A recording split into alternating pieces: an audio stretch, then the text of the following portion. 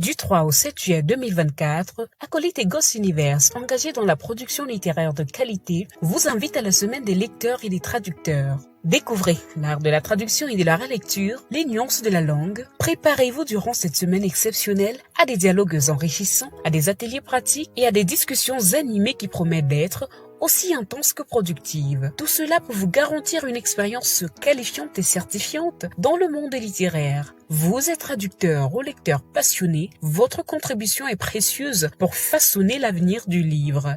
Inscrivez-vous dès maintenant en suivant le lien dans la description et redécouvrons ensemble le plaisir de lire et de traduire. Readers on Translator Week Online pour une littérature de qualité.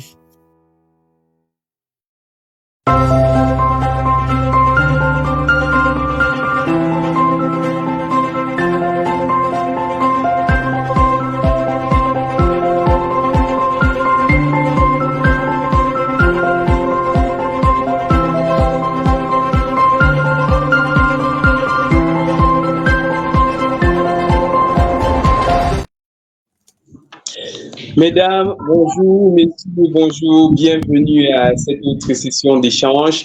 Eh bien, on est très content de vous avoir parce que une fois encore, comme c'est le cas depuis quelques jours déjà, Acolyte a décidé de mettre les petits plats dans les grands. Quand je parle d'Acolyte, je parle également de Ghost Universe, qui sont les deux structures qui ensemble ont décidé de franchir le pas et de mettre ensemble les traducteurs sur une même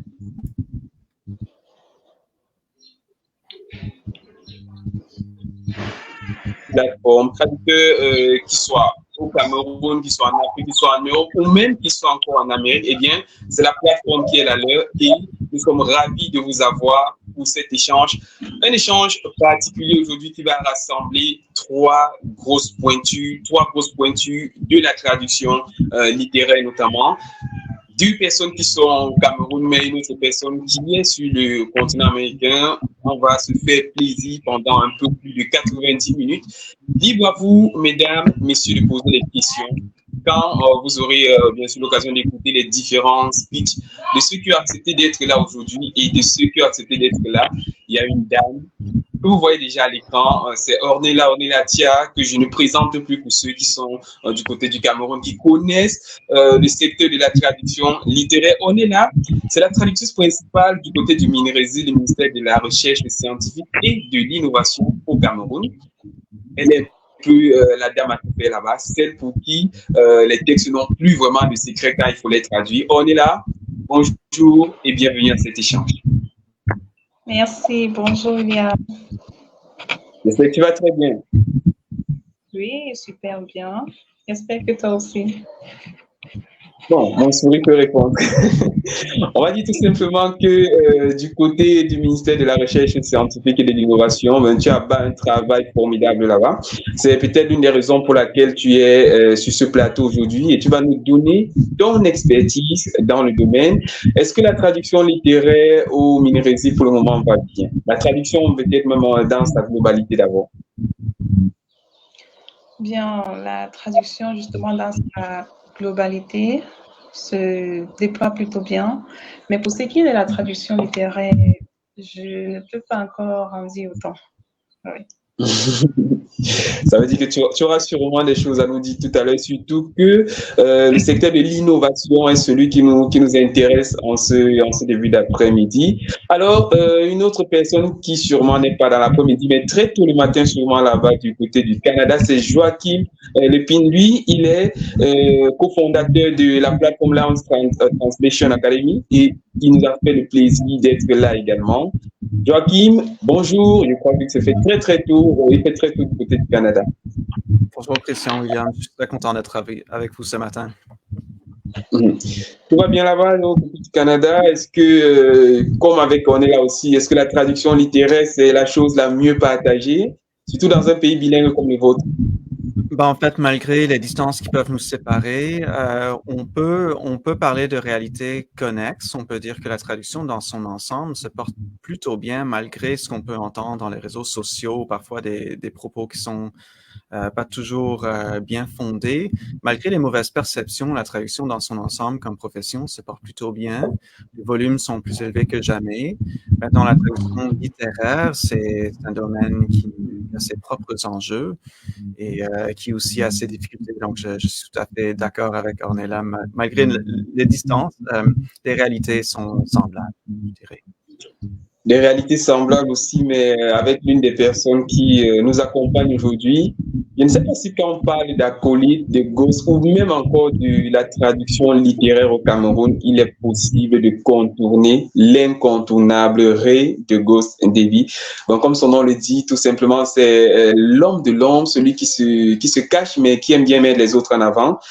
Ça me fait plaisir de t'avoir, Ray, pour une fois, pas comme modérateur, mais cette fois-ci comme panéliste, parce que tu as une très riche expérience que tu vas partager avec nous. Est-ce que tu vas bien, Ray? Je vais très bien, oui, je vais très bien, ça va bien, merci. Ravi de le savoir. Et depuis quelques jours, justement, tu es celui-là qui est au four et au moulin pour ce tout premier événement du genre. Et c'est avec beaucoup de plaisir qu'on voit ce dévouement-là pour la cause littéraire. Mais on a envie de t'interroger d'abord pour ce qui est de la première prise de parole sur la thématique du jour, parce que ce jour, on parle de la traduction littéraire et de l'intelligence artificielle, comme on l'a dit. Aussi bien ceux qui sont dans les commentaires sur notre page Facebook Acolyte ou bien sur toutes les pages, ceux qui sont en train de partager. Posez les questions en anglais ou en français. Je vous assure, tous ceux qui sont intervenants sont bilingues. Ça, c'est un avantage. Peut-être même trilingue. Il y a sûrement des secrets. Alors, Ray, la première question pour toi avant de reprendre avec Ornella et Joachim pour connaître la réalité de tout un chacun. Est-ce que tu penses que de nos jours, la traduction littéraire est en mal face à l'intelligence artificielle qui est en quelque sorte devenue une sorte de grosse rivale? La traduction littéraire, merci déjà qu'on puisse commencer ainsi. Donc, quand on parle de traduction littéraire aujourd'hui, je crois qu'il y a un autre métier qui est entré et qui nous pose véritablement à questionner l'état global de la traduction littéraire. Là, ce sont ceux qui révisent, qui corrigent les traductions. Quand on appelle à corriger les traductions, on se rend compte, surtout sur le plan littéraire, qu'il y a des choses qui sont dites et qui ne correspondent pas au texte source que l'on a reçu. Alors, on commence à se poser des questions et, avec une toute petite analyse, on finit par réaliser que les textes n'ont pas été traduits par des êtres humains, parce qu'il y a des choses que les êtres humains comprennent, qu'ils expriment même déjà, et il y a celles que les traducteurs artificiels, les logiciels arrivent aussi à renvoyer quand on leur demande déjà de proposer des traductions de tel ou tel autre texte. Donc voilà, mais être à mal, je dirais non, parce que l'intelligence humaine, ou je veux dire l'intelligence tout court, est déjà toujours bien en place. Elle est bien constituée et elle se porte plutôt bien, continue de bosser normalement, même si on observe des raccourcis. Mais je crois qu'on aura le temps de revenir sur la question. Voilà, c'est vrai qu'il y a beaucoup à dire sur ce sujet qui, je vous l'assure, on va vraiment essayer de faire le tour de la question et on prendra les questions au fur et à mesure également. On est là, une autre question aussi, mais allant dans le même sens. Est-ce que tu penses que face à l'intelligence artificielle de nos jours, les traducteurs, on dirait qu'ils courent un danger? Est-ce que c'est devenu une rivalité qui n'est plus saine? Merci pour la question, William.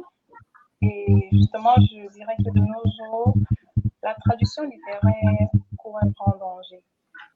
C'est dans la mesure où l'intelligence artificielle dénature le texte littéraire. Bien, nos mots sont, embellis par des émotions. Et je dirais même que ce sont des émotions qui portent le texte. Maintenant, quand l'intelligence artificielle traduit un texte, étant donné que les machines ne ressentent pas ou bien ne pensent pas, contrairement à l'humain, c'est à se demander quel serait le résultat final. Donc, la traduction littéraire court un grave danger dans ce sens. Et dans votre ministère où justement vous parlez, vous traitez des questions d'innovation tous les jours, est-ce que quelque part, en fait, la cellule dans laquelle vous travaillez ne pense pas intégrer l'intelligence artificielle pour justement faciliter certaines traductions de documents officiels? Est-ce que c'est quelque chose d'envisageable dans le sens de l'innovation? Bon, je ne sais pas si je dirais que c'est envisageable parce que c'est déjà presque, c'est ce qui se passe en fait, c'est ce qui se fait. Dans des ministères, on constate que les textes sont traduits avec l'appui de l'intelligence artificielle. Juste que on oublie qu'avec l'intelligence artificielle, quand on traite des textes administratifs, c'est très évident. Il suffit juste que le spécialiste du domaine s'appuie sur, comment dire, utilise une pointe chirurgicale pour trouver le mot juste dans son texte. Vous voyez, quand on plonge le texte peut-être dans DeepL ou bien dans quoi, je ne sais, et que vous maîtrisez bien votre domaine, que vous en sortez la tête haute. Je pense que c'est quelque chose qui se fait déjà. Mais pour ce qui est de la traduction littéraire, je ne dirais pas autant. Prochaine question, ou bien plutôt la vraie première question pour Joachim aussi. Il y a quelques temps, Joachim, l'intelligence artificielle a eu un boom et véritablement, c'est tout le monde qui s'est mis à l'utiliser. Évidemment, on savait que ça allait arriver tôt ou tard dans le domaine de la traduction, comme ça atteint pratiquement tous les domaines dans le monde entier actuellement, même dans le domaine de l'aviation, pour citer les domaines de la santé, entre autres. Maintenant, pour le propre du domaine de la traduction, quel est l'état des lieux que vous faites au niveau de votre académie? Est-ce que vous pensez que on va bien? Est-ce qu'on est dans le bon sens? On devrait continuer à faire confiance à l'intelligence artificielle et laisser tout au risque de peut-être faire mourir certains métiers qui étaient jusqu'ici très bien placés? Donc, en fait, quand on aborde des questions aussi vastes, il peut être intéressant de voir qu'est-ce qui se fait dans d'autres domaines, parce que dans le domaine de la traduction, on a tendance à se cantonner et à penser un peu de notre petit monde. Puis très souvent, la question qui se pose, c'est est-ce que l'intelligence artificielle est bonne ou mauvaise? Mais en fait, il peut être intéressant d'élargir un peu les perspectives et de voir, par exemple, un médecin, justement, un radiologue qui va se servir d'une machine qui fait un premier diagnostic. Et ce diagnostic permet de traiter un peu plus rapidement un patient. Donc, d'une part, est-ce que c'est une mauvaise chose ou une bonne chose? Ce n'est pas, la question est intéressante parce que ça dépend du point de vue qu'on regarde. Du point de vue du patient, s'il peut recevoir son service un peu plus rapidement, donc la valeur de ce service-là est plus élevée, n'est-ce pas? Si on est patient et on est traité plus vite, ça vaut plus. La valeur est plus grande. Et le patient va être prêt à payer au moins aussi cher qu'avant. Donc, dans le domaine de la traduction, parfois, on a tendance à penser qu'il y a une dévalorisation en cours. Or, dans d'autres domaines, on ne le voit absolument pas. Si on regarde un architecte qui va nous concevoir notre maison de rêve, et il utilise l'intelligence artificielle, et il est donc capable de nous livrer son design un peu plus vite. Est-ce que ça vaut plus cher ou ça vaut moins cher pour le client? Pensons du point de vue de l'utilisateur. Ça vaut plus cher parce qu'on a plus vite, n'est-ce pas? Ou peut-être même que grâce à l'intelligence artificielle, son logiciel peut tenir compte des règles municipales pour l'utilisation des eaux, ou des questions comme ça, des questions de zone, de toutes sortes de choses. Donc, est-ce que ça vaut plus ou ça vaut moins? Ben, l'intelligence artificielle qui peut augmenter les capacités d'un service, généralement, c'est facturé plus cher dans le monde en général. Maintenant, dans le domaine de la traduction, il y a parfois une sorte d'auto-dévalorisation en cours, parce qu'on sait que les volumes sont très élevés. Les volumes sont plus élevés en matière de traduction qu'ils ne l'ont jamais été dans l'histoire de l'humanité. Okay? Il n'y a jamais eu une demande aussi grande. Mais parfois, il y a une auto-dévalorisation parce que le traducteur peut penser, est-ce que mon service vaut moins cher si j'utilise une machine qui permet de faire un premier jet un peu plus vite? Et il suffit de jeter un petit regard à n'importe quelle autre profession libérale, n'importe quelle autre, pour voir que dans d'autres domaines, il n'y a pas d'auto-valorisation en cours. Le fait d'utiliser un outil que d'ailleurs le professionnel doit se procurer, il doit acheter l'outil, n'est-ce pas? Il doit acheter de la formation pour pouvoir utiliser l'outil bien comme il faut.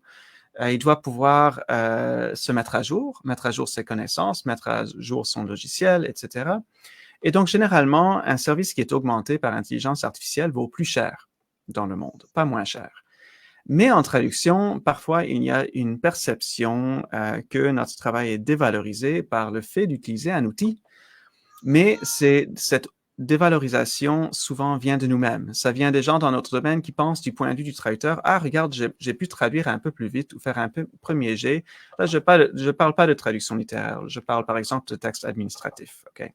Donc, le fait de pouvoir travailler, de produire globalement une traduction 15% ou 20% plus vite, de notre point de vue, on se dit, « Ah, ben, donc, est-ce que je devrais facturer moins cher? » Mais du point de vue du client, pensez-y un peu, ils ont leur traduction un peu plus vite, sans coût supplémentaire. Où est-ce qu'ils vont obtenir ça dans l'économie actuelle? Dans quel domaine ils vont avoir un meilleur produit ou un produit plus rapide sans même avoir à payer plus cher?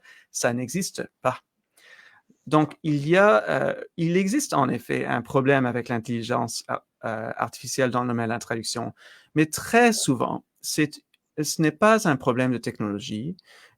Les textes de la machine ne rivalisent aucunement, mais aucunement les textes humains, comme l'a dit très bien Ornella. Mais parfois, il y a des problèmes de perception. Et c'est vraiment ce que moi je propose comme première piste de réflexion, que ces technologies-là ne nous menacent pas. La qualité n'est vraiment pas inquiétante du point de vue d'un traducteur aguerri. Mais il y a en effet un problème de perception auprès du public, auprès de nous-mêmes dans notre travail, qui est un problème réel et auquel il faut répondre, à mon avis. Bon, alors, Ray, en suivant ce que Joachim dit, est-ce que, quelque part, la traduction qui est faite par l'intelligence artificielle, est-ce que ça réduit la qualité du contenu traduit?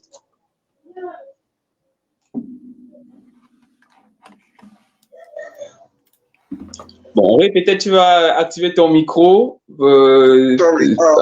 I'm sorry. I forgot to was off. Okay, thank you very much. Je disais considérablement quand il est question de traduction littéraire. Parce que nous avons vu des propositions qui sont assez ridicules, pour être clair sur la question. Nous avons vu des noms d'auteurs qui nous sont arrivés traduits. Le nom de l'auteur est traduit. Donc, ça arrive, on dit, on va passer du français à l'anglais et on a le nom de l'auteur aussi qui est traduit. Son prénom et ce que l'outil pense de son nom. Donc, voilà, on a ça qui arrive déjà traduit et ça pose un réel problème. Quand on parle de la qualité des textes, on parle non seulement de ce qui est dit dans le sens littéral, mais ce qui est de la littérature produite par un auteur. La créativité, comment on va la traduire? La créativité, selon le contexte, comment cela va se traduire? Donc, la qualité est fortement entachée, même quand ce sont des textes qu'on pense vraiment simples, qui sont au courant, il y a toujours la question du contexte qui arrive. Donc, oui, la qualité, elle est affectée. Il faudra tout simplement pour l'utilisateur d'une IA de faire un travail double. Si en administration, le travail peut être plus rapide, en littérature, il va l'être moins. Parce qu'en administration, il y a les codes qui sont établis et qui peuvent facilement passer, qui peuvent se traduire parce que l'outil les reconnaît, oui, ça fait ci, ça fait ça. Et très souvent, c'est le contexte. Très souvent, il y a peu de contexte à l'intérieur qu'il faut vérifier. Mais quand on va avec la littérature, là, ça devient un peu moins facile, ça devient un peu moins évident. Donc, la complexité va passer à une autre étape. Et il faudra que l'homme vienne toujours remettre en place, parfois réécrire tout ce que un logiciel aura proposé. Sinon, si nous prenons des exemples qui sont tout à fait simples, parfois même réalisés par des professionnels qui sont là depuis longtemps, vous allez vous rendre compte qu'il y a la qualité. Elle est fortement entachée. Pour ne pas, je veux dire, donner un coup par-ci, par-là, on va laisser les auteurs actuels où ils se trouvent, mais la qualité, quand on parle de traduction littéraire, elle est bien entachée par l'utilisation abusive et surtout aveugle et exclusive des outils artificiels. Ça veut dire, pour te relancer avant de passer la parole à On est là que, quelque part, tu relèves le souci de ces traducteurs qui peut-être se sont laissés aller avec la facilité de l'intelligence artificielle et qui peut-être ne repassent pas le texte traduit ne relisent pas d'eux-mêmes le texte traduit et laissent complètement le tout à la machine. Oui, bien sûr. C'est ça. Parce que comme je le disais au départ, il y a cet autre métier qui est arrivé, des personnes qui corrigent les traductions déjà. Et c'est un truc qui m'est déjà arrivé de faire. Mais c'est pénible. C'est pénible pourquoi? Tout simplement parce que quand on remet à une première personne et elle va mettre le roman, la poésie, le théâtre, peu importe, la littérature, dans un outil de traduction, l'extraire, l'envoyer au commanditaire, et le commanditaire, il vient nous voir dire, ok, vérifiez cette traduction, est-ce qu'elle vaut quelque chose, est-ce que le travail est bien fait? Vous vous rendez compte que vous êtes obligé de reprendre la traduction. Parce qu'au départ, vous allez commencer avec un peu d'enthousiasme, bon, pour ça c'est pour les nouveaux, un peu d'enthousiasme, oui, bon voilà, je vais essayer de corriger, mais c'est pénible. Vous vous rendez compte qu'il faut ajuster tout le temps, il faut ajuster ici, ajuster là. Alors, ce que nous faisons, nous ne corrigeons plus les traductions, nous demandons les textes originaux pour pouvoir les traduire directement. Parce que la majorité des textes à réviser qui nous ont été envoyés sortaient des outils de traduction. Et on imagine évidemment ce que parfois ces outils de traduction font, surtout avec des contextes ou bien des proverbes. J'imagine encore, juste avant de venir, je me suis amusé à traduire un petit dicton comme on dit souvent, on dit, je ne vais pas le faire jusqu'à ce que la poule ait des dents. Et je vous laisse un peu deviner ce que ça donne en termes de traduction, que ce soit chez Google ou bien chez tous les autres que j'ai un peu utilisé pour m'amuser. Or, je pense qu'on est là. C'est totalement le contraire. Oui, avec ce que tu dis, par exemple, pour ne pas, juste pour boucler, c'est avec ce que tu dis, par exemple, jusqu'à ce que la poule aura des dents. Tu vois, il y a l'expression when pigs can fly. When pigs can fly, c'est ce qu'on utilise pour dire, mais donc, les cochons pourront voler. Ça, c'est l'expression qu'on utilise comme équivalent. Dans l'autre, maintenant. Et là, je vais insister sur cet autre point. Par-delà les équivalences, il y a les références culturelles. Donc, les autres, ils vont parler de pigs can fly et l'autre, bon, mais je crois qu'on reviendra là aussi dessus plus tard. Bon, de la même manière que les Français diront filer à l'anglaise, les Anglais diront take a French leave. C'est un peu de la même manière, non? Et je comprends un peu ce petit jeu justement culturel qui ne peut pas être pris en compte par l'intelligence artificielle. Alors, on est là, ça me permet de te poser aussi la prochaine question. Est-ce que, quelque part, utiliser l'intelligence artificielle dans la traduction littéraire ou même la traduction des documents administratifs, est-ce que ça ne devient pas de la paresse tout simplement? Oui, bien, ça peut être un peu de paresse. Parce que une paresse qui va justement conduire à une mauvaise qualité. Comme Joachim l'a dit, quand on a un grand volume, on veut à tout prix finir, qu'importe les coquilles qu'on laisse au passage, mais c'est une grande paresse qui ne devrait pas être encouragée. Alors, pour ce qui est de la traduction littéraire, déjà, l'IA qui prend en compte un texte littéraire ne contextualise pas. Oui. Alors, le texte est plongé et on a un aperçu. Il revient maintenant au traducteur d'y mettre, comme Ray l'a dit tout à l'heure, une bonne dose de créativité et de littéralité. Donc, je pense très sincèrement que traduire avec un logiciel, c'est encourager la paresse et c'est davantage favoriser la perte de l'identité culturelle. Parce que si on doit traduire un culturel dans une phrase, par exemple, je mange du bâton de manioc, en anglais, on dira normalement I am eating bobolo, par exemple, parce que là, ce culturel renvoie à un mets qui est, qui est propre aux ressortissants, bien au peuple du centre ou bien du littoral, justement. Maintenant, quand on met dans DeepL vous dira sticks of manioc. Bon, cette personne qui est peut-être ou du centre ne va pas se retrouver. Cette personne sera complètement larguée, perdue.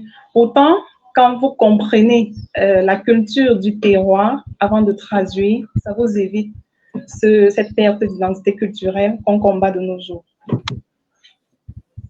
Mais étant justement dans un secteur où on parle d'innovation, est-ce que ce ne serait pas intéressant de voir quel substrat on peut tirer de l'intelligence artificielle et qui peut bénéficier en même temps à la traduction? Puisqu'on parle d'innovation, est-ce que ce ne serait pas intéressant de voir en quoi l'intelligence artificielle peut aider à faire avancer la cause de la traduction, aussi bien littéraire qu'ailleurs? Je dirais plus que ça aiderait à faire avancer la traduction d'autres domaines de spécialité. C'est vrai que la traduction littéraire est un domaine de spécialité, mais ce n'est pas à prendre avec des pincettes, comme c'est pas pour dénigrer d'autres domaines de spécialité, mais la traduction littéraire demande un peu plus. Oui, il faut qu'on mette un peu plus de son âme. Oui. Autant avec les textes de spécialité, question déjà des termes consacrés, figés, ce serait un automatisme. Donc, je ne rapprocherai pas trop ces deux-là. Oui, on peut bien utiliser l'intelligence artificielle pour faciliter la traduction des textes d'autres domaines de spécialité, mais pas pour la traduction littéraire. Évidemment, je vais revenir à la fin, vers la fin de notre échange pour demander à chacun est-ce qu'il est finalement pour ou contre l'intelligence artificielle. Donc, ce sera par là qu'on sortira quand le moment opportun sera venu. Joachim, une autre question qui semble toute simple, même si pour certains ce ne sera pas le cas. Est-ce que finalement l'intelligence artificielle, est-ce que ça a un avantage pour un traducteur? Donc, je vais vous donner la réponse classique du traducteur, ça dépend. Alors, dans un premier temps, je suis complètement d'accord. J'abonde dans le même sens, Cornelia et Ray. Je pense que, notamment, il faut faire une distinction très claire entre la traduction littéraire et la traduction de textes pragmatiques.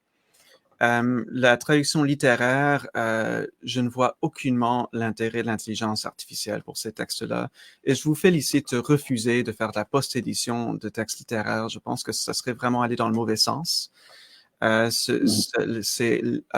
Notre humanité est incarnée dans nos textes littéraires, et de faire passer ça à la machine et surtout d'envoyer ça à un traducteur, à la limite, je dirais, c'est insultant. Et ce n'est pas le but de la littérature non plus. La littérature, ce n'est pas un communiqué de presse, c'est un communiqué d'émotion. On a besoin d'émotion, on a besoin d'images, on a besoin de vécu dans notre vie. Ça nous oriente, ça nous donne le sentiment, finalement, la réalisation qu'on partage, qu'on a plus en commun que de choses qui nous séparent. Et la littérature revêt un rôle qui est beaucoup plus important que la transmission d'informations. Donc, de faire passer ça par une machine, c'est insensé, selon moi, et je suis complètement d'accord avec votre propos. Moi, personnellement, à traduire un texte littéraire, je n'accepterai pas que ce soit passé par une machine pour que le traducteur fasse un nettoyage. Maintenant, là où je vais peut-être, je sais pas que je suis pas d'accord avec ce qu'on dit, mais j'aurais peut-être une autre piste de réflexion qui serait, quand on parle strictement maintenant de texte pragmatique, si on parle par exemple d'une politique de confidentialité que moi je serais appelé à traduire pour un client. Là, la situation n'est pas la même. On parle de textes qui sont à un usage limité dans le temps. On parle de textes qui sont redondants, on parle de textes qui ont un objectif beaucoup plus concret et beaucoup plus restreint. Dans ce cas-là, à mon avis, oui, il y a manière d'avoir un win-win pour que la machine permette à l'humain, par exemple, de combattre le syndrome de la page blanche, de faire moins de travail redondant, d'épargner les poignets, tout simplement. Si on traduit 8 heures ou 10 heures par jour, c'est beaucoup de taponnage à l'ordinateur. Personnellement, j'ai traduit très longtemps avant de commencer à me servir de ces outils et je tapais chaque lettre de chaque mot. Je peux vous dire qu'aujourd'hui, je ne reviendrai pas à ça pour la traduction d'une politique de confidentialité. C'est très agréable de pouvoir utiliser des outils. Et pensons-y un peu, il y a toujours eu des changements technologiques. Les premiers à découvrir qu'on pouvait passer de l'écriture sur les pierres au papyrus, ils devaient être pas mal contents. Et de papyrus au livre, encore mieux. Et puis celui qui est passé de la rédaction sur papier à Microsoft Word, je pense pas qu'il reviendrait en arrière en disant ça, c'est en train de tuer notre humanité. Non, l'outil, ce n'est qu'un outil qui peut être utile pour l'humain. Et ça peut être gagnant pour le traducteur, qui peut gagner un peu de temps, qui peut se débarrasser du travail plus redondant. On sait par exemple qu'avec les textes pragmatiques, un segment sur 5 ne nécessitera pas d'intervention, ça selon plusieurs études qui ont été faites, des études empiriques par des chercheurs.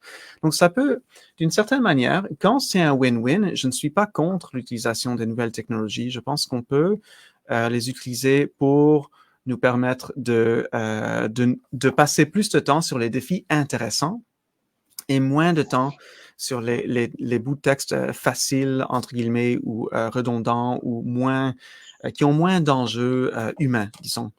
Donc, mais pour que ce soit gagnant pour tout le monde, il y a un facteur important qui est que il faut que tout le monde trouve leur compte, n'est-ce pas? Il ne faudrait pas commencer à dire que on baisse les tarifs ou on coupe les tarifs de moitié parce qu'on utilise un outil. C'est insensé, ça ne se fait pas dans d'autres domaines.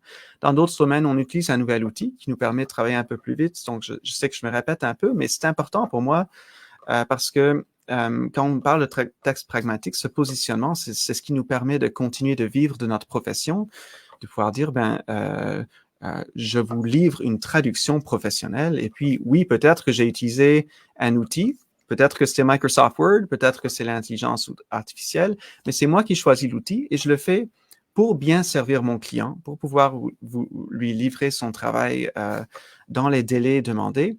Donc, c'est un plus-value, c'est added value for the client, finalement.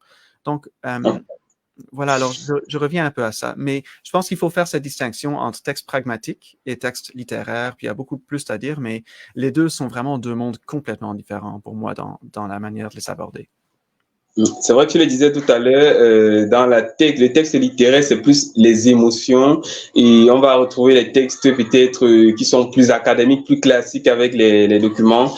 J'aimerais connaître avant de passer la question à quelqu'un d'autre. Est-ce que au niveau de la Learn Translation Academy, vous avez un seuil, un niveau d'usage de la traduction des outils que vous êtes fixé, c'est-à-dire on ne peut pas utiliser uniquement l'intelligence artificielle pour traduire le texte. On se dit à 10, 20, 30%, on utilise l'intelligence artificielle et le reste de 70%, on le fait avec la conception humaine. Est-ce que vous repassez systématiquement derrière chaque travail de l'intelligence artificielle avec les outils que vous utilisez? C'est une excellente question. Voici comment moi je vois la chose. Pour moi, mettons revenons à l'exemple de notre radiologue.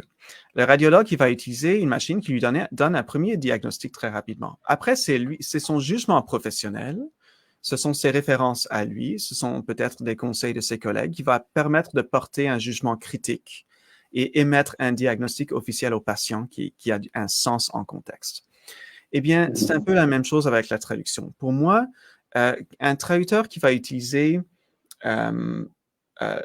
l'intelligence artificielle pendant son travail de traduction ou qui va prendre des documents de référence pendant son travail pour permettre de mieux traduire, pour respecter les exigences terminologiques de son client, pour moi, c'est de la traduction. Ça demeure le traducteur qui a le contrôle de ses outils, qui peut choisir le bon outil pour bien servir le client selon le mandat. Et pour moi, c'est important parce que, vous savez, c'est une des définitions d'une profession libérale que quelqu'un qui exerce une profession libérale a le choix de ses outils et il sait conseiller son client ou son patient sur le meilleur outil à utiliser selon le mandat. Donc, pour moi, ce qu'on fait, si moi j'utilise la traduction par intelligence artificielle ou non, il n'y a pas de seuil établi. Pour moi, ça demeure de la traduction.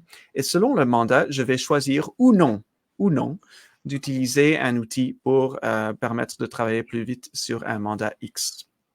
Donc, il n'y a pas de seuil fixé. Pour moi, c'est plutôt de dire que c'est le traducteur qui devrait garder le contrôle de l'outil. Tout comme le médecin, c'est lui l'expert, c'est pas le patient. C'est le médecin qui dit « Ah, vous avez tel problème, peut-être que je vais aller consulter mes collègues, peut-être que je vais utiliser l'intelligence artificielle pour avoir un diagnostic. » Mais ça demeure le médecin qui est l'expert, qui a le regard critique, et c'est pour ça qu'il est payé finalement. C'est pour son jugement critique. Et donc, c'est la même chose pour la traduction. Je ne fixe pas de seuil. Je dis plutôt, pour chaque mandat, je vais dire, peut-être que je vais utiliser un outil intelligence artificielle? Peut-être non. Si c'est un texte créatif ou littéraire, absolument pas. Mais finalement, c'est le traducteur, selon moi, qui devrait avoir ce choix-là. Alors, Ray, pour poursuivre justement après ce très beau speech de notre ami Joachim, est-ce que tu penses quelque part, Ray, que les traducteurs, ils sont réfractaires tout simplement à la technologie? Est-ce que les traducteurs ne veulent pas avancer, ne veulent pas que leur domaine voie une nouvelle révolution?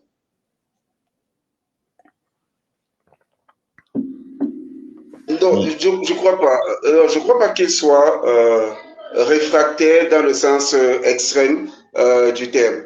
Seulement, c'est quelque chose qui dégrade la créativité et qui ralentit la productivité. Ralentit parce que le texte qui passe en IA, quand vous le recevez, il faut retravailler dessus. Oui, donc ça va faire un double coup. Je connais des gens qui font traduire par une connaissance et viennent maintenant demander à un traducteur de vérifier. Et ça coûte, bon, en général, quand ça m'est proposé, je prends peut-être 2 fois plus cher.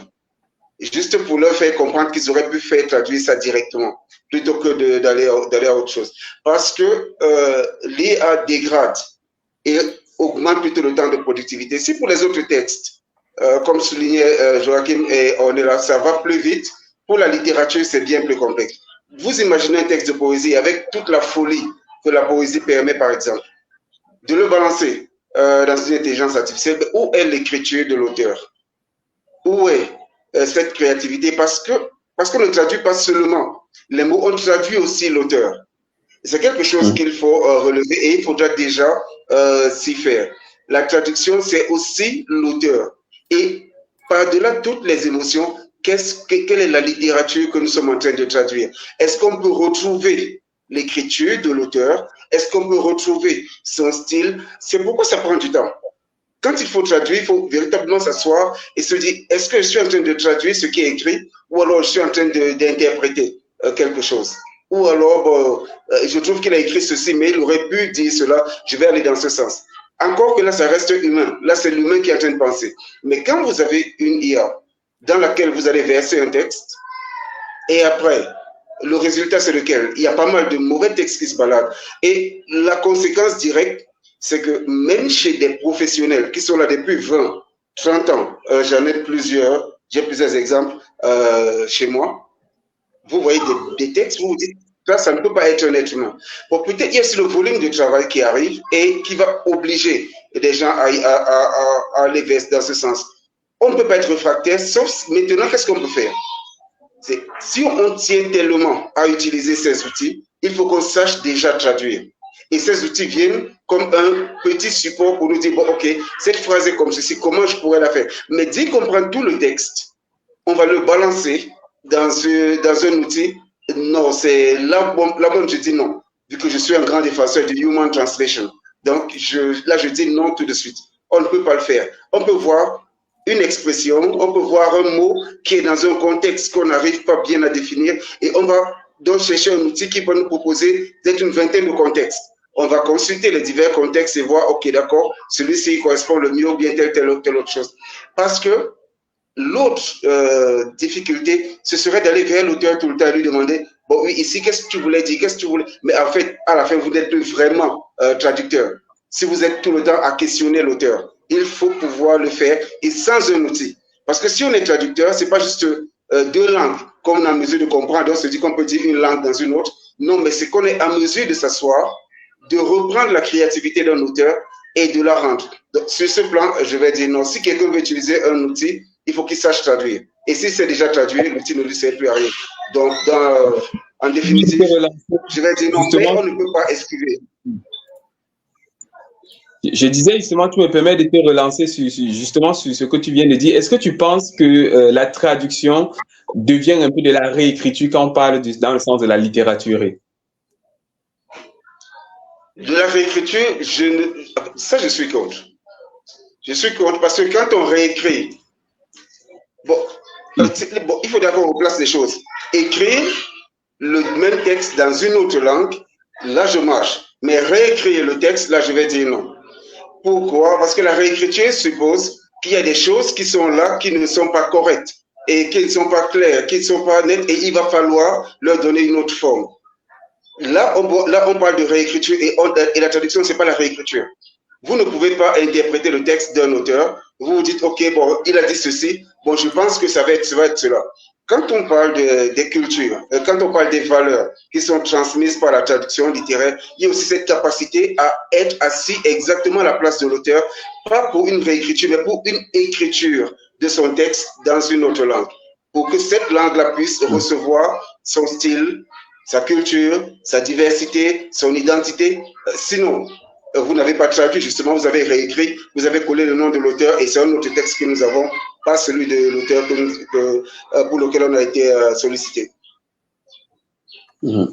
En effet, et c'est justement ce que semble dire la plupart des personnes qui sont en train de nous écrire actuellement sur la page Acolyte. Si vous n'êtes pas encore connecté, eh bien, vous rejoignez simplement le mouvement et la cadence. Je prends déjà les 2 premiers commentaires et une autre interrogation qui nous vient justement sur la page Facebook. D'abord, cette remarque d'Emmanuel Golobi qui s'affiche à l'écran, bien qu'importante pour l'humanité, l'intelligence artificielle ne peut ou ne trouve pas encore ses repères dans un domaine où l'humain prime. Il parle ici de l'émotion, des sentiments et de l'intention. Je vais prendre aussi la question d'Aubin Eike qui dit en substance, au risque de paraître péremptoire, je pense que les seuls outils du traducteur littéraire devraient être son cerveau et sa sensibilité. C'est ce que revient souvent de dire et tout ce que les autres disent aussi. Utiliser un logiciel de traduction, c'est un peu comme la fécondation in vitro. Ça peut être efficace, mais où est le plaisir? Et je vais poser justement cette question-là à Ornella. Ornella, est-ce qu'il y a un plaisir quelconque à utiliser la traduction, à utiliser l'intelligence artificielle pour la traduction? Est-ce que quelque part on n'est pas dilué dans ce qu'on a fait comme formation, mais également dans sa fierté de traducteur littéraire ou bien de traducteur tout simplement? Mon point de vue reste clair. Se servir de l'intelligence artificielle. Peut-être tu vas parler un peu plus fort, on est là pour que l'on puisse bien t'entendre. Est-ce que tu peux parler un peu plus fort? Juste un peu plus fort. D'accord. Je garde mon point de vue de départ. Utiliser l'intelligence artificielle pour traduire des textes littéraires, c'est complètement le texte. Oui. Parce que si on tient compte des émotions, des états d'âme, la machine ne pense pas. La machine ne pense pas. Ce n'est que l'humain qui peut faire cela. Alors, c'est important pour moi. Donc, si je résume un peu les bribes de tes propos, c'est impensable pour toi de laisser le côté humain pour se focaliser uniquement sur le rendu de la machine, de la technologie et donc de l'intelligence artificielle. Mais est-ce que, pour reposer encore, s'il fallait le dire ainsi, la question qui était déjà arrêtée, est-ce que ce n'est pas justement être refroidi à la technologie? Il y a tout à l'heure, on parlait justement avec Joachim de celui-là qui a commencé à utiliser par exemple les roches pour écrire. Il est quitté des roches, il est tombé au niveau du papyrus et après le papyrus, on ne va pas en vouloir à Microsoft Word d'avoir mis un formidable outil sur pied. Si on est en train d'aller justement dans l'ère de l'information et qu'on évolue avec les technologies, est-ce qu'on devrait pas aussi accepter que l'intelligence artificielle fasse simplement partie de notre quotidien de traducteur littéraire? Bien, William, on peut accepter, mais ce sera à prendre avec des pincettes parce que, je le redis, on peut l'appliquer au texte, au texte administratif, par exemple. Mais franchement, ce serait foncer droit dans un mur que d'utiliser l'intelligence artificielle pour le littéraire. C'est vrai que de nos jours également, c'est la course contre le temps. Alors, un traducteur avec son grand volume voudrait à tout prix vite s'en débarrasser. Mais alors, est-ce que vraiment le plaisir d'être traducteur, est-ce qu'on traduit pour s'en débarrasser ou on traduit pour rendre le message tel qu'il est et prendre plaisir? Parce que si tu laisses la machine faire tout le boulot, il est même possible que tu n'utilises pas. Où est ta touche? Même pas. Donc, on peut utiliser l'intelligence artificielle, mais il faudrait qu'au préalable, ces personnes ces adeptes de l'intelligence artificielle maîtrisent vraiment leur domaine pour qu'ils puissent appliquer, comme je le disais au départ, une pensée chirurgicale pour trouver le mot juste là où il faut. Et là encore, c'est pour ce qui est des textes administratifs qui n'ont rien à voir avec les textes littéraires. Mais ça aurait pu aussi être un mémoire, ça aurait pu être la thèse d'un étudiant. Je ne pense pas qu'on utiliserait toujours l'intelligence artificielle, surtout quand on voit au niveau des travaux scientifiques. Quand un étudiant ou bien un doctorant vient et propose un abstract, on a envie de dire, mais d'où est-ce qu'il sort avec ce texte? C'est complètement différent de ce qu'il dit dans le résumé peut-être en français. Est-ce qu'on doit bannir, par exemple, l'intelligence artificielle des traductions qui sont dans le domaine de la science? Ornella, pardon.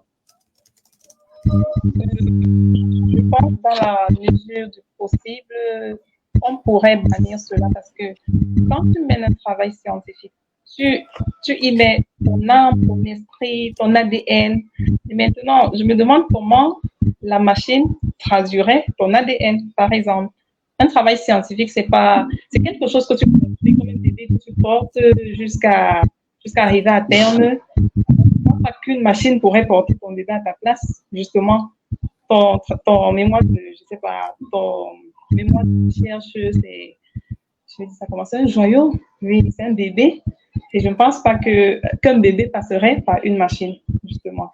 Donc, s'il est possible de bannir cela de la Ligue des recherches scientifiques, ce serait bien. Prochaine question, c'est pour toi, Joachim, et je vais dire que c'est avec un plaisir que je pose, parce que la question va aussi bien pour l'agence que pour toi-même. Est-ce que la valeur d'un texte, est-ce qu'il est dilué une fois qu'il passe par la traduction faite par l'intelligence artificielle? Est-ce que vous pensez que ça diminue quelque chose en soi? Donc, encore une fois, il faut être très clair là-dessus parce que, notamment, on parle de traduction littéraire. Pour la traduction littéraire, pour moi, je pense que j'exclus personnellement l'utilisation de ces outils-là. Je ne pense pas que ce soit intéressant parce que, justement, pour toutes les raisons qu'on a évoquées et pour les excellents commentaires aussi que je vois qui défilent, pour toutes sortes de raisons, c'est plus ou moins intéressant. Maintenant, pour une traduction pragmatique, un communiqué de presse, une note de service, si je traduis quelques résumés qui n'ont rien à voir avec la littérature, mais qui sont des textes de procédure qu'il faut traduire pour des raisons administratives, eh bien, on sait, par exemple, moi, dans mon expérience, si j'utilise un outil comme DeepL, ben, je peux gagner souvent à 15 à 20% d'efficacité. Donc, si je gagne un peu d'efficacité pour des textes d'ordre administratif et que j'utilise de manière judicieuse les outils, encore faut-il, si j'utilise de manière judicieuse pour l'outil, ça veut dire que j'ai potentiellement un gain de temps de 15 minutes. Et ça, le client va en profiter parce qu'il va recevoir son texte plus vite. Donc, dans une perspective strictement économique, lorsqu'on reçoit quelque chose plus vite, quelque chose dont on a besoin de manière urgente, et c'est presque toujours urgent la traduction, est-ce que ça vaut plus ou ça vaut moins? C'est une question économique. Et quand on la pose comme ça, on voit tout de suite la réponse, eh bien, ça vaut plus. La valeur est plus élevée. Donc, mais ça reste à nous, c'est le travail du traducteur d'aider le client de voir ça. Maintenant, pour l'idée d'une traduction littéraire, est-ce que ça vaudrait plus cher ou moins cher est-ce que ça aurait une plus grande ou moindre valeur aux yeux du client? Pour moi, la question en tant que telle est problématique parce que à la base, je pense que utiliser ces outils, ce n'est ni intéressant pour l'auteur, qui n'aura pas une traduction humaine, c'est pas intéressant non plus pour le traducteur, qui va détester son travail. C'est pas agréable comme travail. Et ce n'est pas gagnant pour le lecteur qui lit la littérature pour vivre quelque chose. Ce n'est pas intéressant, une traduction machine. Et même si elle est nettoyée, ça ne reste qu'un nettoyage d'une sorte d'aberration. Donc, pour moi, je ne pense pas que... en fait, à la base, je déconseille l'utilisation de ces outils-là pour la traduction littéraire. Donc, pour cette raison, je ne vois pas vraiment que ça ait plus ou moins de valeur. Ce n'est pas intéressant comme solution. C'est gagnant pour personne, finalement, à mon humble avis. Bon, mais là, on va dire simplement que c'est la position du traducteur, mais je me mets à la place du client. Et là, c'est ma prochaine question justement. Mais est-ce que c'est un avantage peut-être pour les clients, pas seulement en termes de temps, parce que là, tu l'as dit, Joachim, en termes de temps, on gagne visiblement beaucoup de temps. Aussi bien le traducteur qui va prendre peut-être 20% de temps en plus, en moins, pardon, pour pouvoir rendre son travail. Mais c'est aussi un gain pour celui qui attend sa traduction, c'est-à-dire pour les clients. Est-ce que maintenant, la crainte des clients, justement, face à la traduction, est-ce que les clients doivent avoir peur de la traduction littéraire, de la traduction qui est faite par l'intelligence artificielle, tout simplement? Ré, ce sera la même question pour toi. Là, je peux te l'assurer déjà. Est-ce que les clients doivent avoir peur en se disant, finalement, la qualité du travail risque de ne pas être bonne? Est-ce que quelque part, même pour pousser encore très loin, Joachim, est-ce que le traducteur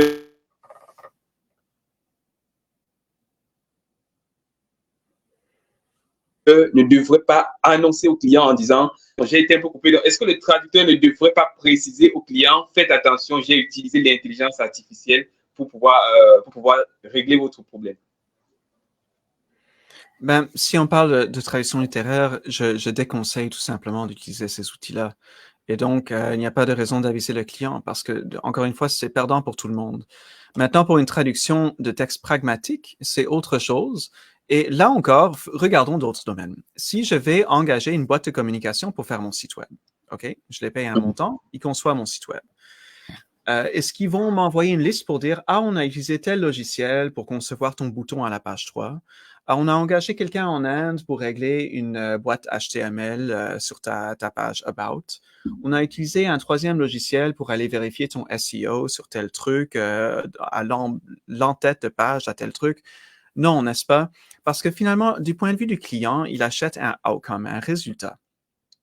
Et pour un texte pragmatique, eh bien, c'est un peu la même chose pour la traduction. Le client achète un texte utilisable. Et c'est donc, je ne vois pas de raison de dire d'emblée au client, attention, j'ai utilisé un outil. Le médecin ne va pas dire, attention, j'ai utilisé un outil. Il va utiliser de manière judicieuse le bon outil pour faire son travail et il va exercer le jugement professionnel qui lui fait dire en bout de ligne, voici ce que je vous propose. Et il ne va pas nécessairement aller dire, bon, j'ai utilisé tel petit truc en plastique pour aller vérifier telle chose. Non, lui, c'est le professionnel. Donc, c'est un peu la même chose. C'est le professionnel qui devrait garder le contrôle de l'outil. Et à ce moment-là, on n'a pas besoin d'aller préciser. Mais si un client me pose la question, Joachim, avez-vous utilisé l'intelligence artificielle pour vous aider à traduire mon communiqué de presse? Moi, personnellement, je n'ai pas de problème à dire au client, oui, si vous êtes curieux de savoir, pour vous faire gagner du temps, sans frais supplémentaires de votre part, j'ai utilisé un outil qui était bien adapté pour ce mandat en particulier, selon mon jugement professionnel, pour bien vous servir. Et regardez, en plus, je me suis procuré l'outil, j'ai tout un système pour garder la confidentialité de vos données. Je fais de la formation pour savoir éviter les pièges et les erreurs de l'outil. Et vous avez tous les bénéfices sans avoir à payer de frais supplémentaires. Où est-ce que vous allez avoir ça dans un autre secteur économique? Donc, pour la traduction de texte pragmatique, je ne l'annonce pas au client. Parce que je fais comme tout professionnel qui se respecte dans un autre domaine. On ne va pas commencer par « voici les outils ». On commence par « ah, vous voulez… » Par exemple, là, actuellement, j'ai engagé quelqu'un pour venir refaire le landscaping chez moi, donc le paysagement. Ben, moi, je ne commence pas en l'engageant en disant « montre-moi donc la scie que vous allez utiliser pour couper tel truc sur mon balcon. Je veux voir que c'est la scie que moi je veux. » Ben non, je m'en fous parce que finalement, je vais payer cette personne pour me donner un résultat qui est une belle arrière-cour. Eh bien, c'est la même chose en traduction. On n'a pas besoin de commencer à expliquer nos outils à nos clients. Ce n'est pas leur affaire. S'ils posent la question, on peut répondre, mais finalement, c'est nous les professionnels. Les clients ont à nous faire confiance, comme quand ils vont voir un avocat. Et en passant, les avocats aussi utilisent l'intelligence artificielle de plus en plus. Tous les professionnels. Donc, pensez-vous qu'ils vont commencer à s'excuser, puis offrir des rabais, et puis devoir expliquer tout leur procédé, c'est pas ça l'important. Le client achète un résultat, que ce soit un résultat dans la cour ou un résultat dans votre arrière-cour. Le client achète un résultat. Donc, moi, je ne l'annonce pas, mais je n'ai pas de problème à me servir d'une technologie si ça peut bien servir mon client et je suis gagnant là-dedans moi aussi. On va dire que c'est une stratégie win-win, comme tu le disais tout à l'heure. Ray, justement, est-ce que quelque part, ce n'est pas un avantage financier pour le client ou bien pour les auteurs. Est-ce que c'est pour les auteurs ou bien ou les clients? Est-ce que la traduction littéraire par l'intelligence artificielle, est-ce que ça n'aura pas un avantage financier? Bon, déjà, celui qui est le traducteur, lui, il va dire, parce que les auteurs qui ne relisent pas déjà, c'est assez compliqué déjà. Parce que on va prendre le simple cas du BAT. Quand l'éditeur renvoie le BAT à un auteur, bah, il signe, il le retourne à son éditeur sans toutefois le lire. Il ne lit pas le BAT. Donc, il ne lira pas la traduction. Et très peu d'auteurs, même déjà, comprennent leur traduction. Certains ne réalisent les énormités qui sont à l'intérieur qu'au moment où on les leur montre. Donc, ça, c'est très, très complexe. Donc, ce n'est bénéfique pour personne. Déjà, même sur le plan financier. Mais c'est surtout le traducteur, avec celui qu'on va appeler traducteur. C'est surtout lui, parce que le traducteur, même, il ne va pas user de ce type de méthode. C'est celui qui va se faire passer pour un traducteur, qui dira à l'auteur, bon, non, tu me donnes ton texte, tu l'as dans une semaine. Exactement comme ce type qui propose ses services partout sur les réseaux sociaux. En une semaine, vous donnez 50 000 francs CFA et en une semaine, vous avez un texte de 100 pages. Bon, voilà. C'est le même type de choses. Donc, ce sont des personnes qui ne sont pas crédibles, qui ne sont pas honnêtes, qui ne doivent même pas faire partie du métier. Un vrai traducteur. Maintenant, il y a un autre souci. Il y a un autre souci qui arrive, c'est que plusieurs personnes sont pressées par le temps, ou alors elles se mettent une pression par rapport au temps. Et ces personnes, ce qu'elles font, c'est dire au traducteur, OK, voici mon texte, est-ce que je peux l'avoir? Je te le remets aujourd'hui, on est vendredi. Est-ce que je peux l'avoir mercredi? Alors, vous prenez un texte vendredi, nous avons 100, 200 pages, et vous demandez si le traducteur peut vous le livrer le vendredi d'après. Donc, soyons honnêtes. À quel moment il va même déjà lire ce texte? N'allons même pas au niveau de la traduction, mais restons seulement en lecture. À quel moment va-t-il le lire? Donc, un traducteur honnête ne prendra jamais certaines choses à la légère, et il ne va pas proposer à un client des choses qui, je veux dire, qui n'ont presque pas de sens et qui ne peuvent pas se réaliser dans certains intervalles. Donc, il faut regarder ça de près et se dire que recevoir un texte, le mettre dans une machine n'est pas du tout honnête, surtout quand c'est un texte de littérature. Pour les autres textes, oui, ils peuvent gagner en temps, ils peuvent faire ce qu'ils veulent. Même si on croit, certaines personnes disent, oui, l'IA m'a fait gagner du temps, mais quand vous regardez le texte qui est produit, qu'est-ce que vous avez? Prenez tout simplement des portions du texte, vous allez voir comment l'IA les rend. Les IA ne sont pas entièrement mauvaises. Je veux dire, ce n'est pas sur tout le texte, parce qu'il y a des moments de la lecture qui ne font preuve d'aucune créativité. Déjà, qui ne font preuve d'aucune folie littéraire, et l'IA arrive à rejoindre ce qu'un auteur aurait pu écrire. Mais dans l'ensemble, ce n'est pas utiliser l'IA n'est pas profitable. Même sur le plan financier, déjà, à qui ça va rapporter? C'est l'auteur qui va perdre de l'argent. Après, maintenant, est-ce qu'il a signé quelque chose avec celui qui s'est fait passer pour un traducteur pour pouvoir le poursuivre? Est-ce qu'il y a eu ces autres choses-là? Mais c'est toujours l'auteur qui va perdre de l'argent. Le traducteur, qu'est-ce qu'il paye? Il ne paye rien. Bien au contraire, il va sauter sur le prochain travail qu'il va rebalancer en machine. Et voilà. Il va rebalancer le prochain travail en machine et la chaîne va continuer. Ce sera le même cycle. Et ce sera toujours l'auteur qui va perdre de l'argent. Donc, c'est l'auteur qui perd de l'argent, William. Le traducteur, bon, celui qui se fait passer pour un traducteur, dans ces circonstances-là, lui, il ne perd rien. C'est l'auteur qui perd de l'argent, tout simplement.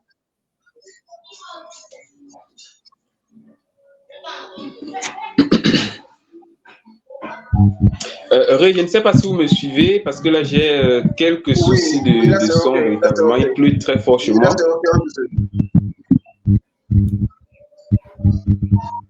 Est-ce que vous me suivez? Est-ce que tout le monde me suit? Vous me suivez? On vous entend. Ah, parfait, merci. Bon, il y a eu quelques soucis, justement. Et avant que l'on ne parte, il y avait un commentaire qui m'interpellait déjà sur la page. Deux commentaires, plus précisément. Il y a d'abord Esinga Mebala, qui disait un traducteur assez puissant pour traduire toutes les émotions À des moments précis, certaines figures de style, des onomatopées et autres sont indispensables, même pour des sujets délicats. Il faut savoir dédramatiser afin de permettre au lecteur de souffler. Je préfère un homme, mais celui-ci devrait être concentré. Une autre intervention, c'est celle de Dominique Nitelap qui dit « L'intelligence artificielle est présente et les ingénieurs trouvent au jour le jour des moyens d'améliorer ses capacités pour la rapprocher de l'homme, mais on est d'accord que la production humaine et celle intelligente restent diamétralement opposées. Mais les entreprises littéraires veulent prospérer en produisant rapidement. » Et la question, on est là, ce sera sûrement pour toi la question. Ensuite, je vais la passer également à Joachim et Haré. Que préconisez-vous pour que la quête financière et la recherche de la facilité ne passent pas au-dessus du travail bien fait? On est là.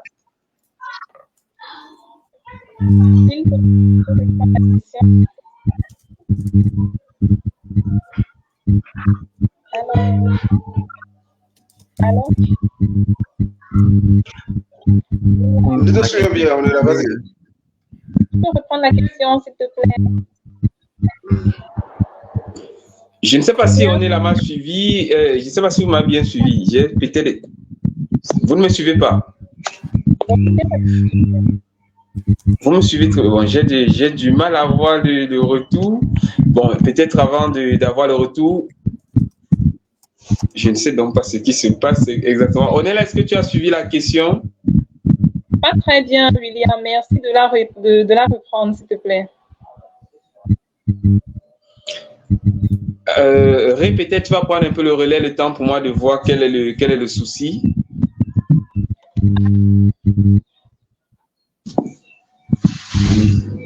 La question suivait la préoccupation de Dominique Nitelap à la fin.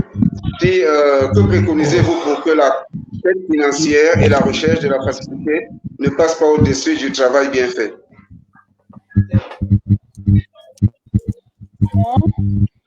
Ce que je préconise, j'ai envie de dire le travail bien fait, hein, et qu'on sache que l'humain passe avant tout. Parce que, bon, si je rebondis sur la question de William de tout à l'heure et que ta réponse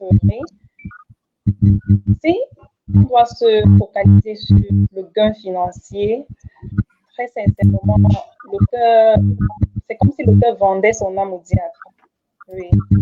Donc, je pense que pour répondre à cette question, il faudra tout faire, peut-être conscientiser les uns et les autres pour qu'ils sachent que, je pense à des textes littéraires, préconiser d'abord le rendu humain. Ok, préconiser le rendu humain et de ton côté, Joachim? Oui, donc je ne sais pas si vous m'entendez, il y a quelques interférences sonores, mais en gros, qu'est-ce qu'on peut faire pour, finalement, votre question rejoint la valorisation.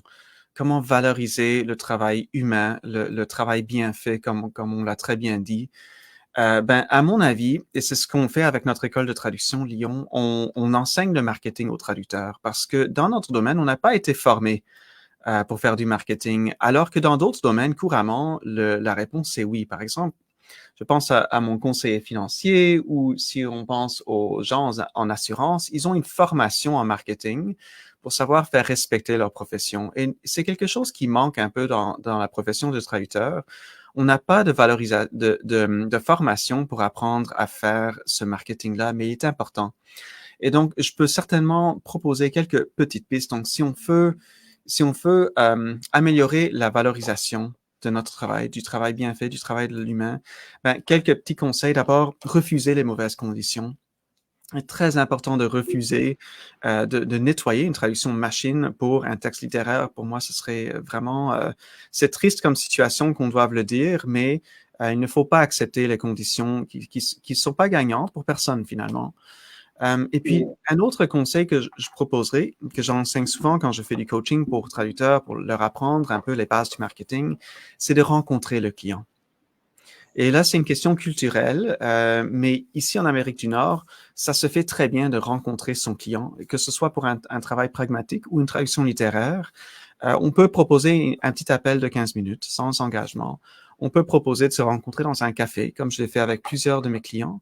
Et là, quand on bâtit une relation humaine, il est beaucoup plus facile de faire comprendre aux clients la valeur de faire traduire par un humain leur texte plutôt que de le passer par une machine pour faire vite et avoir un résultat pas cher.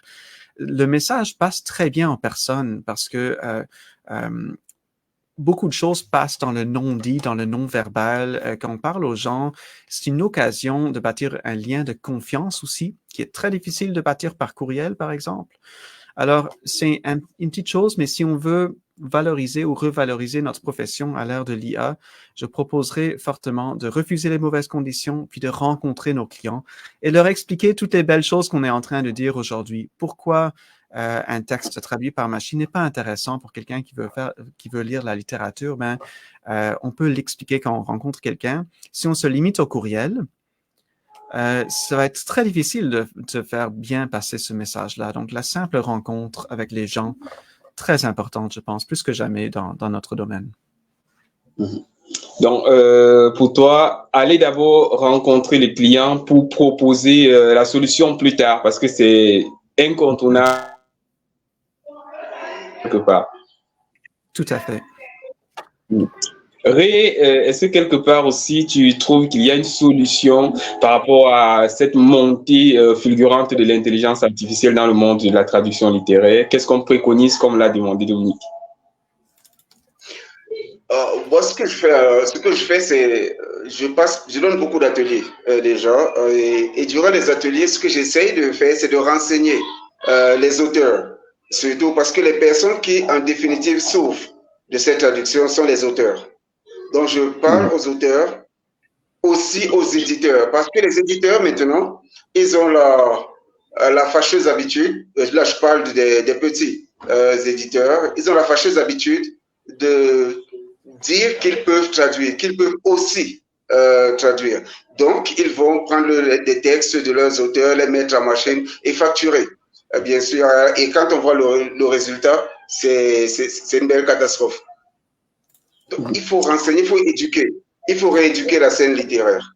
Il faut rééduquer les communautés littéraires. Parce que la traduction, qui est de plus en plus demandée, est de moins en moins bien pratiquée. Vu que chacun se lève. Maintenant, les gens regardent juste ce que ça rapporte. Ils regardent ce qu'on paye. Ils ne regardent pas, je veux dire, la dignité même qui se perd. Parce qu'un auteur qui a son texte, je vais prendre un exemple, je ne vais pas citer l'éditeur parce qu'il est bien connu. Il s'est retrouvé dans un grand salon avec des textes, disons, traduits dans la langue du pays où il se rendait, du français vers cette langue-là. Et il arrive, il expose ses livres, c'est lui-même qui me raconte ça. Alors il arrive, il expose, et pendant que des visiteurs passent, il y en a qui remarquent certaines choses, et ils vont voir les organisateurs du festival, et ils leur disent, OK, il y a un monsieur d'un côté, il vient du Cameroun, il a ses textes, mais ses traductions sont pourries. Et là, il dénigre le salon, il dégrade la valeur du salon. Et les organisateurs arrivent, ils constatent cela, on demande aux mecs de remballer, de tout remballer, de remettre ça dans le coffre et de quitter cet espace. Bon, il peut rester comme visiteur, mais que ce livre quitte l'espace qui était l'espace du festival. Bon, oui, justement. Et voilà le type de choses qui arrivent. Et là, il n'y a pas de traducteur. Le traducteur n'est pas en train d'encaisser cet embarras. Donc, il faut que les auteurs, surtout les auteurs, parce qu'il y a des éditeurs qui savent très bien que le travail il est mauvais, mais ils vont accepter de rouler les auteurs. Donc, il faut que les auteurs soient bien renseignés sur la question. Donc, dans mes ateliers, ce que je fais en général, c'est d'essayer d'éduquer les auteurs quant à ce qu'est une traduction. Maintenant, il y a peu de temps, j'ai été d'une conférence dans une de nos universités, toujours pour la traduction littéraire. Et là, il a été question de comment on enseigne la traduction, déjà. Et il apparaît que la traduction littéraire est une petite ligne quelque part. Bon, quand j'ai une petite ligne, c'est un module quelconque quelque part. Alors, quelqu'un qui sort de là, et il va dire qu'il est traducteur littéraire. Bon, il peut faire ce qu'il veut ailleurs. Mais en littérature, qui a formé qui pour être traducteur littéraire? Où les gens ont-ils appris à le faire? Il y a quelqu'un qui m'a demandé une fois si être écrivain facilite les choses. Je dis, donc, il faut déjà... c'est une passion. On vient parler de plaisir tout à l'heure. Il y a d'abord un plaisir que l'on prend à traduire. Et on apprend à traduire, comme on apprend à écrire, comme on apprend à lire. Tout cela s'apprend, mais ça s'apprend avec de la pratique quotidienne et avec des rencontres, avec tout ce que ça peut comporter. Donc, s'il faut parler de formation, mais je vais surtout parler aux auteurs et à certains, je vais dire, des sponsors. Avant de mettre son argent quelque part, il vaut mieux être renseigné sur ce qui va arriver, sur comment les choses peuvent être faites. Et parfois demander, même pas parfois, toujours demander au traducteur s'il a des références dans le genre qu'il veut traduire. Est-ce qu'il a des références même déjà en littérature? Est-ce qu'il a déjà traduit un texte littéraire? Est-ce qu'il peut avoir un aperçu de son travail? Oui, à ce moment, je crois que les choses peuvent commencer à être claires. Mais toujours faire expertiser ces travaux. Donc, c'est quelque chose de complexe. Il y en aura toujours qui vont se faire avoir dans ce type de choses. Mais bon, on espère tout simplement qu'avec les grandes campagnes, et même avec ce que Joachim essaie de faire, il faut éduquer les traducteurs en dehors de leur traduction. Pauline parle souvent de la communication globale, qui va être l'image même déjà. Quelle est l'image qu'on va porter à l'extérieur? Il faut voir quelle est cette image-là qui sera donnée. Le marché, qu'est-ce que le marché est en mesure de recevoir? Comment les choses se font sur le marché? Quelles sont les traductions? Quelles sont même les méthodes utilisées? Et il y a énormément de choses avant que quelqu'un ne se lève, parce que le marché est très vaste. Le marché est vaste et il y a aussi énormément de challenges et autant d'écueils sur la berge. Donc, il faut faire très attention, surtout quand on est auteur. Parce qu'en fin de compte, c'est l'auteur qui est le grand perdant dans l'histoire quand la traduction est mauvaise. L'éditeur, pas vraiment, parce que bon, il va renvoyer sur le traducteur. Le traducteur, il peut renvoyer ça vers autre chose, mais c'est l'auteur, vu que c'est son livre à lui, qui va être taxé de tout, traité de tout, qui sera le plus grand perdant. Bien, étant donné que William est disponible pour le moment, je vais continuer un peu avec une remarque de la page Readers and Translators Week Online. Il est bâtir une relation humaine. Bonne idée. Très souvent, nos clients ont besoin d'être éduqués sur les bases du métier. Oh oui, je crois que c'est ce qui était dit. Et j'apprécie vraiment ce que Joachim fait du côté de son académie en incluant d'autres aspects de la vie d'un texte dans la traduction. Parce que si on ne mesure pas les enjeux, on est très souvent tenté de prendre des raccourcis et des raccourcis qui vont pénaliser. Les clients vont se dire, ok, si celui-ci n'est pas satisfait, un autre viendra et ainsi de suite, ça ira, peut-être ils seront différents, il y en aura toujours un pour se faire avoir. Donc là, véritablement, oui, c'est clair pour la part de RTW Page, il faut vraiment éduquer sur les bases du métier. Et je vais relancer sur la question, bon, là maintenant ça va être autant pour Joachim que pour Noël, on est là, je commence par toi. Traduire. La traduction littéraire, je dis comment elle t'est venue, comment tu arrives à traduire un texte. Est-ce qu'il y a une école particulière que tu as fait? Est-ce que cela fait partie de tes études ou alors ce sont les langues, je ne sais pas, comment en es-tu arrivé à traduire la littérature?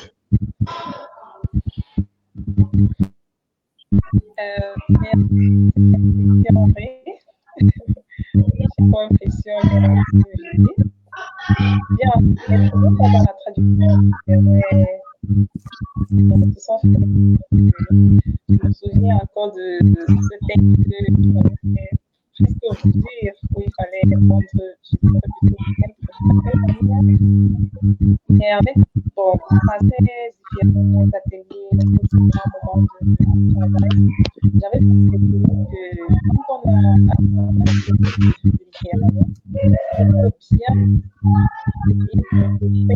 a d'épouser l'âme de l'auteur, parce que les textes sont l'âme qu'on traduit. Avant cela, je ne traduisais pas les textes littéraires, je ne faisais pas comment.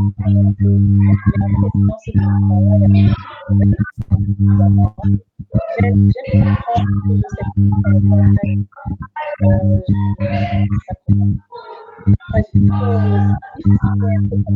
quelque chose bien. Si on va vite, on va vraiment on s'en donc on prend temps, on vérifie chaque mot, on pense chaque mot, on intègre, on est donc, comme cela, c'est en intégrant ces petits éléments que j'ai commencé à me frotter un tout petit peu la traduction littéraire. Oui. D'accord, ok, c'est très passionnant déjà quand on le suit ainsi. Alors Joachim, est-ce que une école de traduction littéraire est envisageable? Qu'est-ce qu'il faut pour être, je te pose la question, qu'est-ce qu'il faut pour être un bon traducteur littéraire?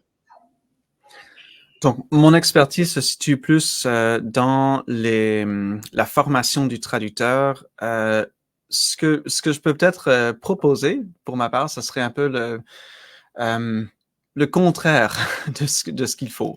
Dans le sens où, si on revient à ce que fait la machine versus l'humain, par définition, même la meilleure IA, et aujourd'hui on parle même de IA générative, même le meilleur outil ne comprend pas. Il n'y a pas de compréhension. Il y a une reconnaissance de schéma. Et il y a un produit qui ressemble à un contenu humain qui est produit, mais sans aucune compréhension de ce qui est dit. Aucune contextualisation, pour utiliser le terme que Ornella a évoqué plus tôt. Donc, peut-être, je ne sais pas si je suis bien placé pour parler de traduction littéraire, mais ce que je peux vous proposer, je ne sais pas si vous connaissez Jean Delisle, c'est un grand penseur sur la traduction qui a beaucoup informé tous les programmes de formation ici au Canada, dont je suis issu. J'ai moi-même fait des programmes universitaires en traduction ici, et ensuite j'ai enseigné dans ces programmes pendant 15 ans. Et donc, Jean Delisle disait souvent, la traduction, c'est comprendre pour faire comprendre. Or, la machine ne comprend pas. La machine nous ressort quelque chose qui ressemble à quelque chose potentiellement humain. Donc, peut-être qu'on pourrait proposer comme première piste de réflexion pour apprendre à traduire, eh bien, il faut d'abord comprendre. Parce que la machine ne le fait pas. Quelqu'un qui travaille aussi dans des délais trop serrés n'aura pas le temps de comprendre non plus. Vous l'avez très bien dit tantôt, quelqu'un qui est appelé à faire une traduction littéraire de 100 pages dans une semaine, aura-t-il le temps de même lire le texte? La question des réponses est probablement non. Donc, il faudrait, peut-être que je peux proposer comme piste de revenir à la base. La traduction, c'est humain, nous sommes humains. On peut produire quelque chose d'humain. J'aurais même une petite proposition, puis je serais très intéressé de vous entendre là-dessus. Là, en particulier, je ne vous entends pas très bien, mais j'aimerais vous entendre là-dessus quand même.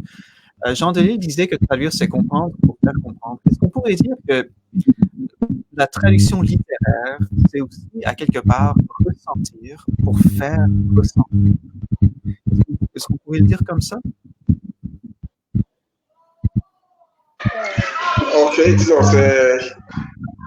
bien sûr, quand on parle véritablement en allant dans ce sens, on réalise que la traduction littéraire, finalement, elle appartient, nous vient de l'intérieur, elle vient des trucs. Parce que si on doit parler de traduction littéraire, il va falloir faire un très, très, très grand détour et s'arrêter sur chaque sensibilité, s'arrêter au niveau de chaque traducteur, voir un peu comment ce qui est fait, mais de façon globale, il faut pouvoir rendre déjà la lecture.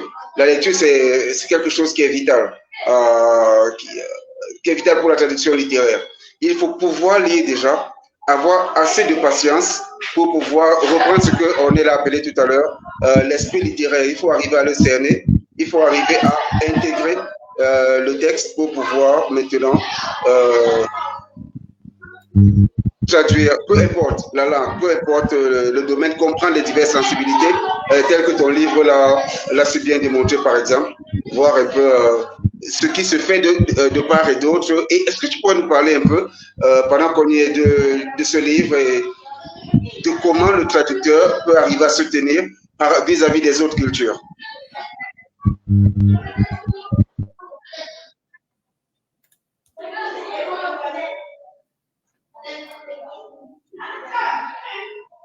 Vous posez la question oui, non, je posais la question, c'est à toi, Joachim, que je posais la question. Par rapport à ton livre, déjà, oui, le traducteur, face aux autres cultures, face aux autres pays, surtout au niveau de la langue, comment il se tient pour ne pas à la fois perdre, pour ne perdre ni l'auteur, ni le lecteur, le nouveau lecteur, donc celui de la langue source.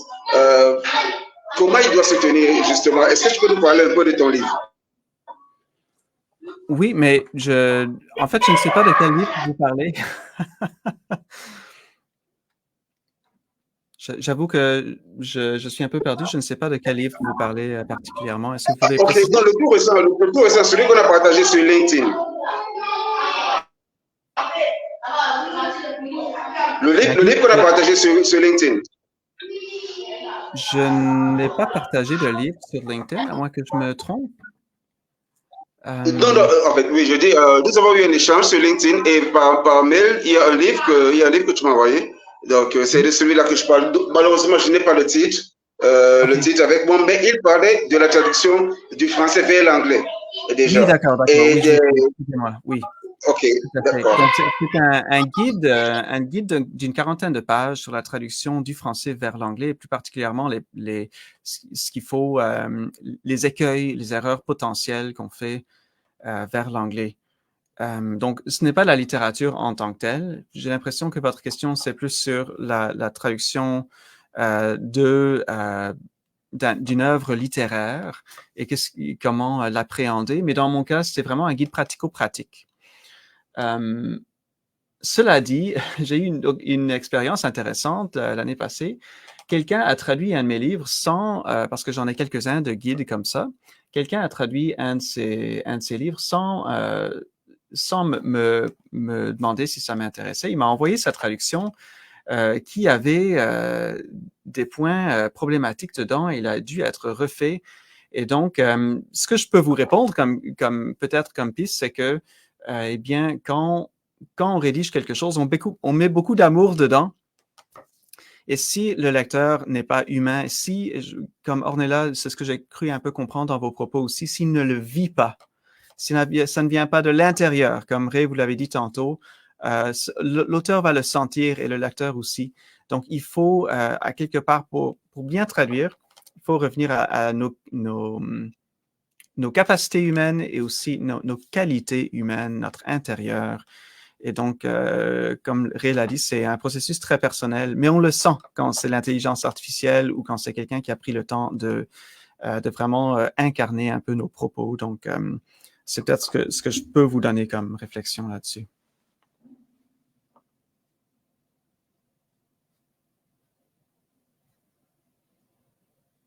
Oh, Ray, il faut activer votre micro, je ne vous entends pas. Ah, ok, d'accord. William a du mal à revenir en ligne, donc, mais là, il nous reste, dans tous les cas, il nous reste 8 minutes. 8 minutes, c'est le temps de faire un dernier tour, parce que là, nous n'avons pas de questions encore, donc c'est le temps de faire un dernier tour. On est là, donc, voilà, IA et traduction littéraire. Bon, déjà, ce n'est pas un combat. C'est pas IA contre traduction littéraire, parce que, au bout du compte, nous nous rendons compte que la traduction littéraire ne peut pas se baser sur l'IA pour être crédible, pour être faite, pour être livrée. Donc maintenant, c'est incontournable. Je veux dire, dans les esprits, les gens n'arrivent pas à se détacher de la chose. Ils vont tout de même, ils vont toujours l'utiliser, surtout pour ne pas avoir à payer de traducteur. Et on aura des livres sur le marché qui, malheureusement, ne pourront pas faire honneur à la littérature. Alors, qu'est-ce qu'on peut faire concrètement face à l'IA? Est-ce qu'il faudrait ouvrir des écoles de traduction littéraire ou alors des académies de traduction littéraire? Qu'est-ce qu'il faut faire concrètement? Parce qu'avec les IA, on va de plus en plus vers de mauvais livres. Et la traduction littéraire coûte cher. Ça, il faut aussi le relever. Et les gens veulent avoir le livre traduit. Bah, qu'est-ce qu'il faut faire?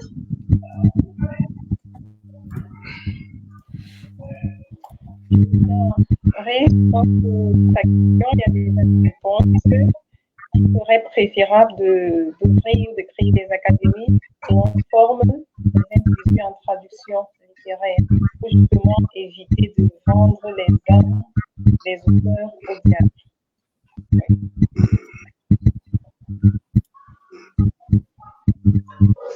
Ok, d'accord. Autre chose à ajouter? Des académies littéraires. Ok, d'accord. Joachim, maintenant, de ton côté, ce qui se passe? Est-ce qu'il y a des personnes qui sont... est-ce que les gens sont déjà intéressés par l'apprentissage de la traduction littéraire? Absolument, absolument. Je le vois dans mes cours universitaires que je donne, il y a encore un engouement pour la littérature.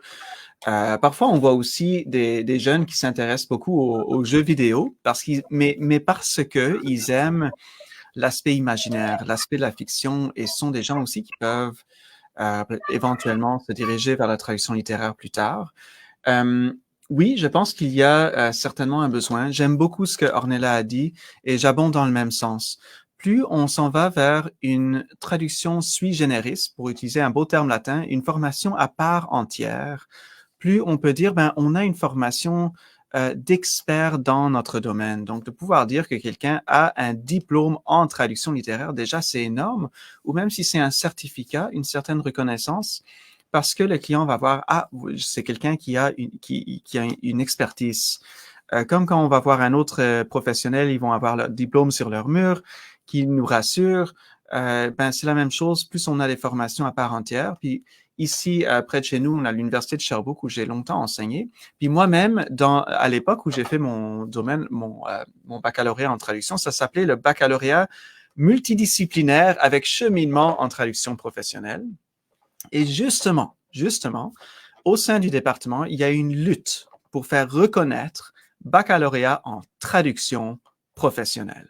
Pas un baccalauréat multi avec plein d'affaires et un peu de traduction on the side, baccalauréat en traduction professionnelle. Et ça a été une bataille qui a valu la peine. Pourquoi? Parce que quand on a une formation à part entière qui n'est pas greffée à un département de langue pour enseigner les langues, eh bien, on peut mieux faire reconnaître notre expertise comme étant une expertise à part entière. C'est un domaine qui a ses propres règles, ses propres enjeux, qui demandent ses propres compétences. Donc, j'abonde exactement dans le même sens, Ornella. Plus on peut avoir des programmes qui sont vraiment pour la traduction littéraire et où c'est pas juste un petit cours par ici, un petit cours par là qui est greffé à d'autres choses, ça va permettre de mieux soutenir un peu cette bonne perception d'un domaine. D'accord, très bien. Alors, je crois que nous marchons tous dans le même sens, nous allons dans la même direction et surtout, nous avons le même regard et la même perspective en ce qui concerne la traduction littéraire qui mérite d'être de plus en plus dans le quotidien de l'encadrement, autant dans des ateliers, des formations, et évidemment, si des gens ont des certificats, à défaut d'avoir des diplômes, ce serait déjà quelque chose d'intéressant, mais d'avoir la traduction littéraire uniquement comme parcours et non juste une ligne quelque part et puis on va se dire, ok, donc entre tout ce qu'on fait, il y a un peu de traduction littéraire. Donc voilà, d'avoir la traduction littéraire, d'étudier les nuances même déjà des langues et aussi, c'est bien important de l'avoir relevé, Joachim, l'attitude du traducteur. Comment il va se tenir dans la société, son mindset, à quoi il va penser, comment il va percevoir les choses. Qu'est-ce qu'il pense de sa carrière? Est-ce qu'il a déjà une perspective de carrière qu'il veut bâtir? Et dans ce cas, est-ce qu'il est disposé à faire tous les sacrifices qu'il faut pour pouvoir livrer des traductions honnêtes et surtout littéraires? Donc là, je vais vous dire merci. Merci d'avoir été les nôtres. Merci Joachim d'avoir pris de ton temps. C'est que nous avons pris le milieu de la matinée. Bon, voilà, là, nous nous rapprochons de midi de ton côté. Nous avons déjà, nous nous rapprochons de midi. Et voilà, merci d'avoir été là, d'avoir pris ce temps. On s'est connus il y a pas longtemps, mais déjà, tu as montré beaucoup de passion et pour cette initiative et tu as tenu à être des nôtres. Merci encore. Merci Ornella de toujours être là. Chaque fois qu'on t'appelle, chaque fois qu'il y a traduction littéraire, tu es toujours là, toutes ces heures qu'on passe à travailler, tout ce qu'on passe le temps à observer. Et aujourd'hui, tu as été bien présent. Donc, merci à tous les deux. Et grand merci à toutes les personnes qui nous suivent et qui ont contribué, celles qui ont pris des notes, celles qui se promettent de revoir leur méthode de travail, celles qui se promettent de travailler pour la littérature, pour les auteurs, parce qu'après tout, quand on reçoit une commande, il y a un auteur derrière et c'est pour cet auteur que nous travaillons, pas juste pour le montant qu'on reçoit qui va nous motiver ou pas, mais d'abord parce qu'on est passionné de littérature et de traduction littéraire. Merci beaucoup. Nous avons un second atelier, lui, il commence à 18h, heure du Cameroun. Donc déjà, ça c'est dans un peu plus d'une heure et demie. Nous aurons cet autre atelier. Et lui, ce sera toujours la traduction littéraire. Maintenant, c'est traduction littéraire et langue. Donc, comment est-ce que être bilingue, c'est ça qui va faire le traducteur? Comment on doit prendre la chose? Quelles sont les petites nuances des langues et aussi ces autres expressions? Nous aurons Chanji, celui qui a traduit Les jours viennent de passer de M. Boom du français vers l'anglais. Et nous aurons Shirley, qui est étudiante en master à l'université de Goya. Donc, merci d'avoir été. Et là, ce sera moi à la modération. Donc, voilà. Et nous restons ensemble, nous restons connectés et bien de belles choses. Merci à vous. Bonne journée là.